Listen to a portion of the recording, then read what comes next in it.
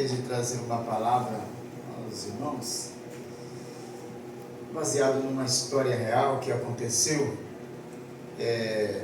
e a Bíblia ela relata essa história, e que nós possamos, de certa forma, irmãos, pegar experiências, de algumas coisas que nós não devemos fazer e do que nós devemos fazer. É muito importante a gente ter a Bíblia como base, sempre na nossa vida, e nunca deixar que as coisas deste mundo façam com que eu e com que você se torne uma pessoa leviana contra Deus e uma pessoa que não tenha responsabilidades. Esse texto que nós vamos ler está registrado em Números, no capítulo de número 12, e depois nós vamos dando sequência no capítulo de número 13 também.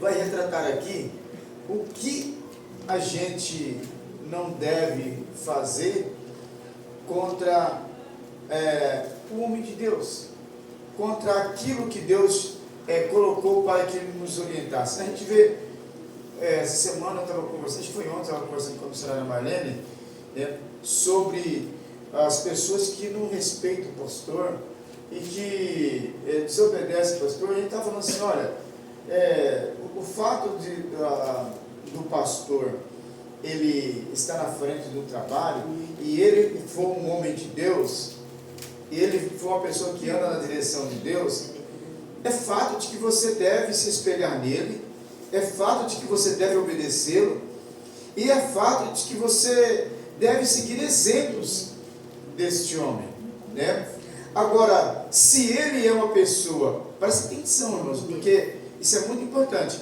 Se você vê que esse pastor, ele é um desordenado, ele é uma pessoa que ensina princípios que não está na Bíblia, que vai além do que está na Bíblia, você não deve segui-lo, em hipótese alguma. Porque tem muita gente que ele acha que ele peca se ele desobedecer o pastor, quando o pastor está ensinando ele a fazer coisa errada. E hipótese alguma. Muito pelo contrário, você vai estar pecando quando você obedece o homem e deixa de obedecer a Deus. Se o teu pastor, se a pessoa que está lhe ensinando estiver fora da direção de Deus, é muito natural de que você chegue nele e fale, converse com ele, porque a repreensão que a Bíblia fala para a gente chamar o nosso irmão e conversar com ele, essa regra é também para o pastor, não é só para os membros, Aqui não existe aquela expressão, faz o que eu mando e não faz o que eu faço, não. Então veja só, o texto em questão que eu quero estar mostrando para os irmãos Números 12, que fala quando Miriam e Arão eles murmuram contra Moisés, tem pessoas que falam assim, não, mas eu sou fiel ao meu pastor. Você tem que ser fiel sim a Deus, fiel a Deus e obedecer ao seu pastor, seguindo as regras. Se o teu pastor é homem de Deus, obedeça-o. Se você desobedecê-lo, então você está pecando. Mas se ele te ensinar coisas que não estão na Bíblia, se bater contra a palavra de Deus, então você deve ignorá-lo. Olha só o que aconteceu aqui para vocês verem. Se Deus fosse agir dessa forma nos dias de hoje, então tinha muita gente aí em más lençóis. Vamos então ao texto assim, falaram Miriam e Arão contra Moisés. Contra quem? Moisés. Contra Moisés, por causa da mulher cuxita que tomara, pois tinha tomado uma mulher cuxita. E disseram, porventura tem falado o Senhor somente a Moisés? Isso aqui é um perigo, irmãos. Deus, ele usa o pastor, ele mostra a coisa do pastor, ele orienta o pastor para o pastor passar para a igreja. Isso aqui é um ato típico de rebelião que faz com que as pessoas elas tomam os rumos ignorados e acabam sendo amaldiçoadas. Então, o que eles estão querendo dizer nesse texto aqui? Moisés pegou uma mulher cuxita, de pele escura. E Deus só falou com ele, não falou com a gente. Por que ele tomou uma mulher assim e não consultou a gente? Quer dizer, Deus tinha que falar com eles também. Então eles acharam que estava fazendo a coisa certa. Então disseram: tem falado o Senhor somente a Moisés? Não tem falado também por nós? O Senhor o ouviu. E o engraçado, irmãos, aqui, esse texto me alegra muito, porque aqui a gente vê uma ligação de Deus com o homem diferente do que é hoje. Vocês vão ver aqui no texto que Deus chama eles pelo nome, né? E pede para eles saírem fora da tenda. Olha só que interessante, né? Era o varão Moisés muito manso, mais do que todos os homens que havia sobre a terra. Camarada tranquilo, né? Então ele não se importou que as pessoas estavam falando dele, mas o Senhor se importou. Porque quando a pessoa é um homem de Deus, Deus vela, Deus cuida, né? Deus protege, né? Deus guarda, Deus livra. Se você é um homem de Deus, Deus vai te guardar. É por isso que fala assim, para você não se vingar, para você não se irar. Porque se você é uma pessoa de Deus, Deus ele vai te guardar, Deus ele vai te proteger, Deus vai cuidar de você assim como Deus estava cuidando de Moisés. Moisés não se irritou, mas Deus sim tomou as dores de Moisés. Então veja só o que diz o texto. Era então o varão Moisés muito manso, mais manso que todos os homens que havia sobre a terra. Logo o Senhor disse a Moisés e a Arão e a Miriam. Disse a quem, irmãos? Olha só, Moisés, Arão, os três. Moisés estava sendo criticado. Arão e Miriam estavam, né, fermentando, criando contenda, fazendo picuinha. Mas então o Senhor chamou os três. E olha só o que diz o Senhor. Logo o Senhor disse a Moisés e a Arão e a Miriam: vós três, sai à tenda da congregação. E saíram quem? Os três. Aqui não dá para entender claramente que os três ouviram a voz do Senhor. Não falou para Moisés: fala para Arão e Miriam sair para fora. Não. Diz a Bíblia que Deus falou chamou Arão e a Moisés e a Miriam. Chamou os três. É isso? E os três saíram para fora. Então o Senhor desceu na coluna de nuvem. Olha só que interessante. E se pôs à porta da tenda. Depois chamou Arão e a Miriam e eles se apresentaram. Eles ouviram nitidamente a voz do Senhor, irmãos. Vê que coisa interessante, né? Hoje isso não acontece mais. Mas Deus chamou, né, os dois, Arão e Miriam, e eles se apresentaram. Então disse: ouve agora as minhas palavras. Se entre vós há profeta, eu, o Senhor, em visão a ele me faço conhecer, ou falo com ele em sonhos. Não é assim como meu servo Moisés. Porque Deus estava querendo dizer o seguinte: olha, tudo que Moisés faz tem a minha aprovação. Aleluia. Porque Moisés não é só um profeta, Moisés é um guia, Moisés é um grande líder. E eu falo com ele cara a cara. Deus estava querendo dizer isso para Arão e Miriam. Vocês não têm que se intrometer naquilo que eu tenho intimidade com Moisés para fazer e desfazer. Não é isso? Então diz assim: eu faço conhecer, eu falo com ele em sonhos. Aleluia. Isso aqui é lindo demais, irmãos. Além de Deus falar com Moisés, cara a cara falava, né? Deus falava em sonhos também. Aleluia, com Moisés, né? Jesus. Eu falo com ele em sonhos. Não é assim com o meu servo Moisés, que é fiel em toda a minha casa? Aleluia. Boca a boca com ele, claramente, e não por enigmas, pois ele vê a forma do Senhor. Como, pois, não temes falar contra o meu servo, contra Moisés? Aqui Deus está se repreendendo. Eu quero saber o seguinte: se eu tenho intimidade com Moisés, se eu chamei Moisés para fazer a minha obra, dei autoridade para ele, eu falo com Moisés cara a cara, boca a boca, além disso, falo com Moisés através de sonhos. Verdade, Jesus. Agora, quem são vocês para vir falar do meu servo? Para vir se intrometer de uma pessoa que eu tenho intimidade com ele e que eu dei liberdade para ele para fazer as coisas. Tudo que ele faz tem a minha aprovação. Aleluia. E se alguma coisa não estiver de acordo, eu mesmo vou corrigir. Eu não preciso de vocês para fazer com que o meu servo Moisés faça as coisas certas ou erradas. E eu não preciso de aprovação de vocês. Eu sou Deus. Era isso que Deus estava querendo dizer para aqueles dois. Boca a boca falo com ele, claramente, e não por enigmas. Está entendendo como é que é o mistério? Aleluia, Jesus.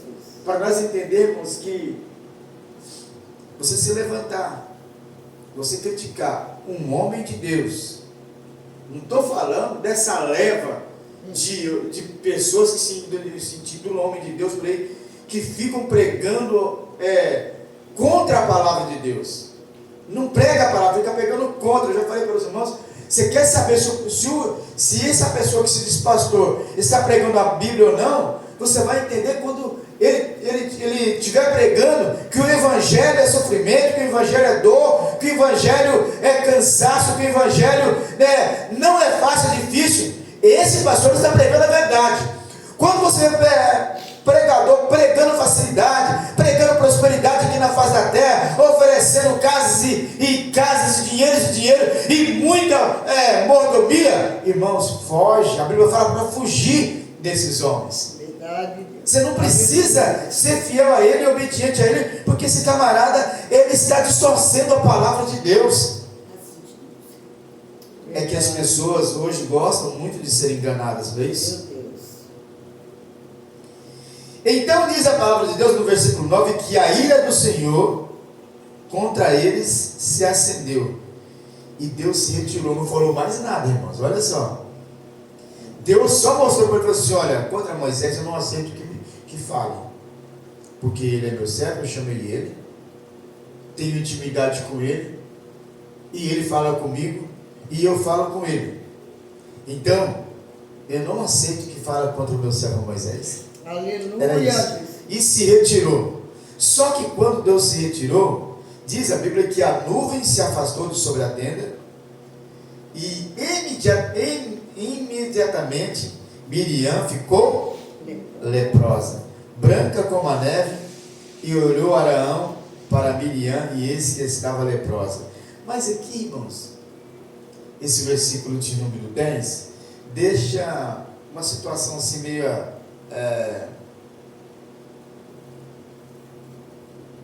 em suspensa no ar, não é isso? Por que só Miriam ficou leprosa e não Arão? Não podia Deus ter castigado os dois? Porque, irmãos, quando a rixa, quando as calúnias, quando as intrigas, ela parte de uma pessoa, Deus ele vai pegar aquela pessoa que fez com que aquilo se espalhasse. Isso porque a palavra dele está escrito assim: ai daquele por quem o escândalo vier. Então, foi Miriam que começou, foi Miriam que sentiu-se ofendida, falou com Arão, e os dois então se levantou. É fato de que Deus já pegou situações assim, de todos que se levantam, Deus feriu um a um. Mas nesse caso aqui, especificamente Miriam. E automaticamente Arão, quando viu, ele já entendeu que eles tinham pecado contra o homem de Deus, então ele se desmanchou na presença de Deus. Olha só o que ele fala, né?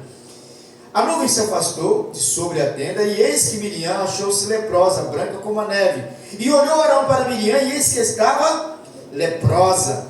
Então disse Arão a Moisés: ai, Senhor meu, não ponhas, te rogo, sobre nós este pecado, pois loucamente procedemos e pecamos. Ora, não seja ela como um aborto, que saindo do ventre de sua mãe, tenha metade de sua carne já consumida. Irmãos, foi terrível aqui o caso de Miriam. E naquela época a pessoa leprosa tinha que ser retirada do meio da tenda. Automaticamente ele clamando a Moisés também se compadeceu, porque eles eram irmãos. É isso? Miriam era irmã de Moisés. Então, diz a Bíblia que Moisés clamou ao Senhor dizendo: ó Deus, rogo-te que a cures. E imediatamente o Senhor respondeu dizendo o quê? Olha, respondeu o Senhor a Moisés: se seu pai lhe cuspir no rosto, não seria envergonhado por 7 dias? Seja detida 7 dias fora do arraial e depois recolhida. O Senhor falou assim: olha, eu não vou deixar de curar a Miriam, mas ela vai pagar o preço. Ela tem que ser retirada. Se for a cuspida naquela época, como era de costume, né?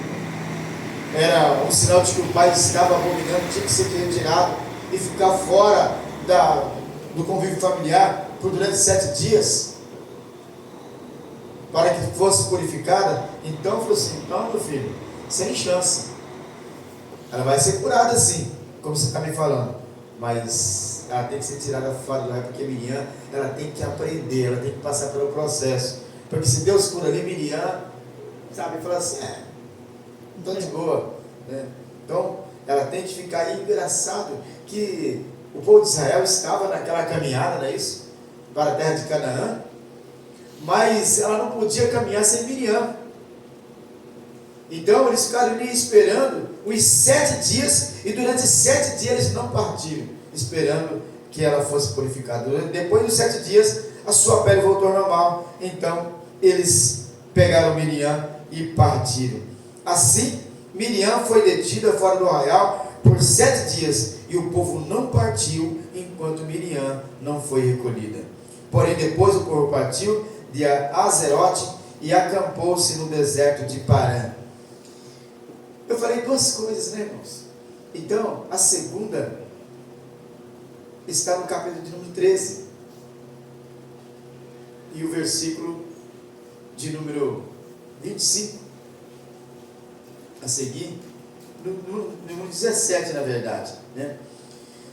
Diz assim: enviou, pois, Moisés a espiar a terra de Canaã, e disse-lhe: subi a Negueb e penetrar nas montanhas, vede a terra que tal é, e o povo que nela habita, se é forte ou fraco, se poucos ou muitos, e qual é a terra em que habita, se boa ou má, que tais são as cidades em que habita, se é arraiais, se em fortalezas. Também qual é a terra, se fértil ou estéril, se nela há matas ou não. Tendo ânimo e trazei do fruto da terra. Eram aqueles dias de primícias das uvas. Oh, irmãos, isso aqui é muito interessante, porque às vezes você lê e não compreende.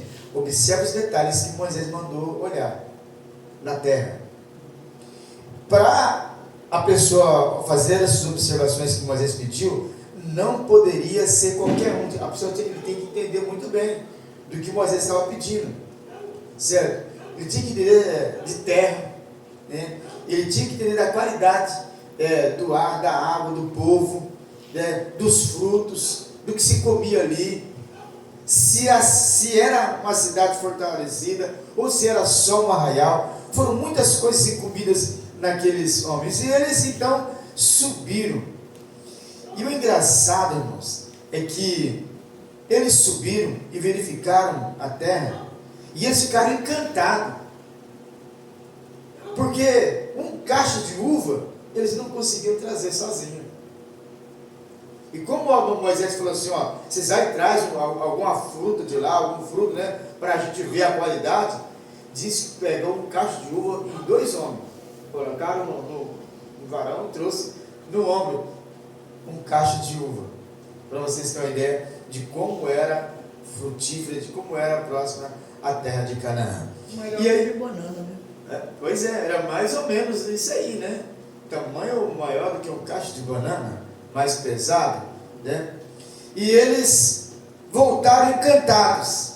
Falaram da descrição para Moisés. Aí Moisés então, tendo recebido o relatório, mandou espias para lá. E os espias foram, e no versículo 27, eles disseram assim, relataram a Moisés e disseram, fomos à terra que nos enviaste, e verdadeiramente mana leite e mel, e o fruto daquela terra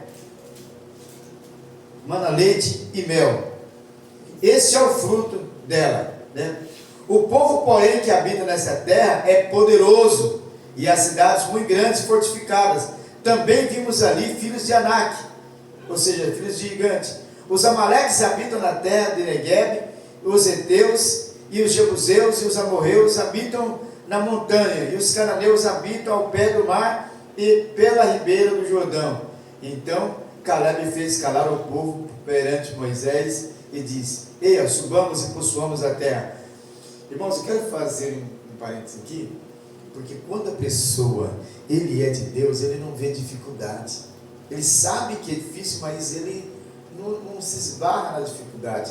O que esses dois espíritos estavam querendo dizer assim, olha, tudo que esses nossos irmãos foram falar, relataram da terra, realmente procede. Porque eles chegaram e só contaram, falaram maravilha, e exporam, né? Olha, a terra é isso, a terra é aquilo. Mas você vai lá agora e dá uma analisada, né? As fortalezas e tal. Eles foram e falaram assim, olha, a terra é tudo isso que eles falaram.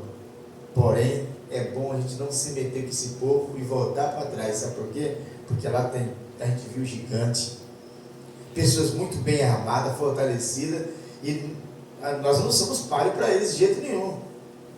E quando eles estavam falando, o povo já começou a se amedrontar. Aí Caleb já falou, cala a boca, nós vamos subir e a terra já é nossa. Aleluia. Porque é promessa de Deus. Glória a Deus. É a segunda coisa que a pessoa não deve fazer, é ser covarde, é se amedrontar diante dos problemas, diante das lutas, diante das dificuldades. Porque é por isso que tem pessoa saindo fora, desviando e pegando caminhos errados, porque ele só quer facilidade, ele só quer caminhos que são acessíveis. Mas a palavra de Deus diz que para nós, que para trilhar esse caminho é espinhoso, é dificultoso. Verdade, Jesus. Então Caleb agora fez aqueles homens calarem, para que o povo não sentisse mais medo, falou assim, não, a terra já é nossa, é promessa de Deus, nós vamos entrar e nós vamos possuir essa terra, e tudo que tem lá já é nosso. Aleluia. Já é nosso. Então não importa. E o povo ficou assim, e ganhou força, ficou animado, né? Possuamos a terra, porque certamente prevaleceremos contra ele. Não importa, cara, não importa se tem gigante, se não tem, é isso? Não importa se lá se tem fortaleza, certamente a gente vai prevalecer, Deus é conosco e nós vamos subir. Aleluia. Glória a Deus, aleluia. Então, porém os homens que com ele tinham subido disseram, não poderemos subir contra aquele povo, porque é mais forte do que nós. E diante dos filhos de Israel, infamaram a terra que havia espiado, dizendo, a terra pelo meio da qual passamos a espiar, é terra que devora seus moradores, e todo o povo que vimos nela, são homens de grande estatura. Eles queriam amedrontar, queriam apavorar, né? Tem gente que é desse jeito, irmão, ele desiste fácil, e bota medo nos outros. Ele não entra e quer impedir que os outros entrem. E eles disseram mais ainda, né? No 33, também vimos ali gigantes, os filhos de Anak são descendentes de gigantes, e éramos aos nossos próprios olhos como gafanhotos, e assim também éramos aos seus olhos. Irmãos, para dizer a verdade, eles estavam contando uma mentira aqui, porque aqueles homens nem chegaram a ver eles. Sabe quando a pessoa fala assim, não vai dar não, e aí quer de todo jeito fazer com que você desista? Eu vou contar uma coisa para vocês. Eu pastorei uma igreja, não vou falar qual, também não vou falar o nome da pessoa, que essa pessoa era uma influenciadora. Ela era influenciadora. E tinha um grande poder de persuasão na congregação. E foi muito difícil controlá-lo. Então, quando essa pessoa sentia que ela não estava com vontade de ir na igreja, ela achava que ninguém deveria ir. Aí ela me ligava: pastor, o que o senhor acha de hoje cancelar o culto? Cancelar porque não, porque eu acho que não vai ninguém, porque eu não vou poder ir também, porque eu estou muito cansada e tal, não mesmo, não tem nada a ver. O culto vai ter, normal. Não, mas eu estou falando porque de repente você vai ficar sozinho. Não tem problema, certo? Eu não sei por que essas pessoas não vão. Sabe o que ela fazia? Desligava o telefone e começava a ligar para os irmãos lá. Acho que se você nem no culto hoje, porque hoje não vai ninguém. Já conversei com fulano, com ciclano. E aí as pessoas não iam no culto porque achavam que não ia ter culto. Quando eu chegava lá, era Pedro, Tiago e João. Eu pensei, o que está acontecendo? Aí comecei a pesquisar, comecei a investigar, fui ver. Não, fulano ligou falando que não precisava ir no culto não, que não ia ter culto porque não ia quase ninguém, e o senhor não ia fazer culto. Mas como assim? Então, esse tipo de pessoa são pessoas que são covardes. Eles não entram e não deixam que os outros entram. Era tipo dessas pessoas aqui. Vê coisa onde não tem, se amedronta, se acovarda, e aí tenta impedir. Pastor, teve pessoas assim, para vocês terem uma ideia, irmãos, para vocês verem o que eu já passei, o que eu já vivi, o que eu já presenciei e com quem eu já tive que lidar. Então, essas pessoas, elas existem dentro da igreja.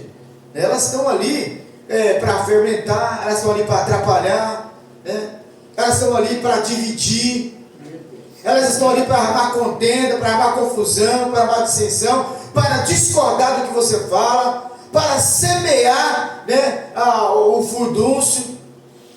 E como se não bastasse, não só dentro da congregação, ainda disseminar essa contenda através do WhatsApp, através das redes sociais. Ontem meu pastor, eu não sei não, mas a palavra que ele falou nem foi carne, mano, foi osso puro. E aí começa, irmãos, e as pessoas começam a pegar antipatia contra o pastor.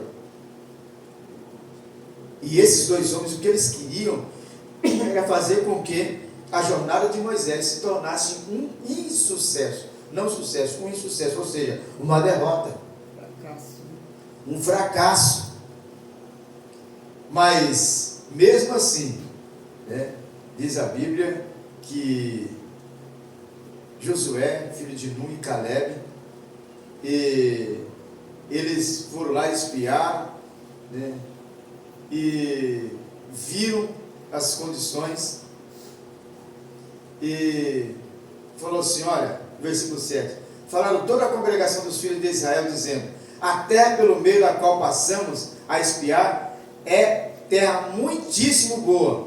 Se o Senhor se agradar de nós, então nos fará entrar nessa terra e nos dará, terra que mana leite e mel, é o que interessava. As dificuldades, elas vão ser desfeitas à medida que a tua valentia, que a tua fidelidade, ela for íntegra para com Deus. Aleluia. Então, se você começar a enxergar mais problema do que vitória, você será um tremendo derrotado, porque tu nem vai começar a lutar e vai se acovardar. Deus chama homens e mulheres de valor, de coragem para batalhar, não chama covardes. Aleluia. E esses homens estavam tentando fazer com que o povo se amedrontasse. Então eles encorajaram o povo, dizendo assim, olha, versículo 9, tão somente não sejais rebeldes contra o Senhor, e não temais povo dessa terra, porquanto, como pão, os podemos devorar. Retirou-se deles o seu amparo, o Senhor é conosco, não o temais. Olha só, irmãos, olha a comparação que ele fez, como um pão, a gente pode devorar eles. Os outros dois espios falaram assim, não, mas a gente vai nos devorar. E já Josué e Caleb disseram assim, não, a gente pode devorar eles como um pão. Vai ser fácil, vai ser mole. Aleluia. É essa virtude, é essa qualidade que os crentes de hoje têm que ter. Não tem que estar correndo atrás de óleo da prosperidade, sabonete da lavagem, né, discreta, sei lá. Não é isso? Da chave da vitória. Irmãos, chave da vitória é a palavra de Deus. É quando você busca Deus. Aleluia. O lenço da salvação, não sei o que. Irmão, um monte de coisa você tem que pagar por isso. Você não tem que pagar por nada. Jesus já pagou por nós um alto preço de sangue. Agora o que você tem que entender é que durante essa vida que nós estamos aqui, tem gente falando por aí que Deus não quer sofrimento. Ele não quer realmente, mas Ele disse que assim como Ele fez, Ele passou humilhação, Ele sofreu, Ele passou por muitas dificuldades, assim também nós passaríamos. É o que Ele disse. A orientação dele foi essa. Glória a Deus. Eu venci o mundo, eu supri, tem de bom ânimo, porque vocês vão passar por dificuldades. Foi isso que Ele disse. Porque eu tenho preparado para vocês um céu de glória. Aleluia. Não teria sentido, irmãos, se fosse para mim andar de carrão aqui, para que céu de descanso? Se a minha vida toda eu fiquei descansado aqui, carrão, dinheirama, entendeu? Sem dores, né? Precisa de uma cirurgia, muda a boca, bota a boca de lado, bota o olho para trás, faz cirurgia de transplante, bota o pé na cabeça, o braço no lugar da perna e vira o outro borogodó. Cheio de dinheiro. Não funciona assim. O céu é para cansados. É por isso que o Senhor, Ele insiste dizendo assim, olha, vinde a mim, todos que estáis cansados. Não fala todos os endinheirados, todos afortunados, não. Vinde a mim, todos que estáis cansados e oprimidos, e eu vos aliviarei. Glória a Deus.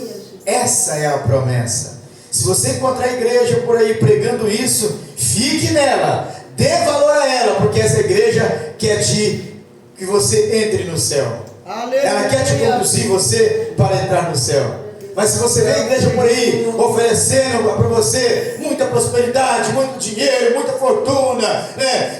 muito descanso, muita paz interior, viagem para o Caribe, viagem para Maribe, não, para. Verdade, Jesus. Se o pastor existe Maribe, não existe. Inventei aqui agora, entendeu? Aí, irmãos, a palavra de Deus então seria mentirosa. Essas pessoas estão pregando contra a Bíblia, porque a Bíblia fala que no mundo tereis aflição. Jesus. Observe que começou por Miriam e Arão. Depois Moisés confiou em homens para poder dar uma força naquele apoio. Eles foram e voltaram jogando medo em todo mundo, espalhando divisão, contenda, dizendo não, é bom a gente dar meia volta porque a gente vai ser devorado. Olha, era como gafanhoto, e eles olhavam para a gente e via a gente também com... Os homens nem tinham visto ele, porque eles eram espia. Espia se mostra?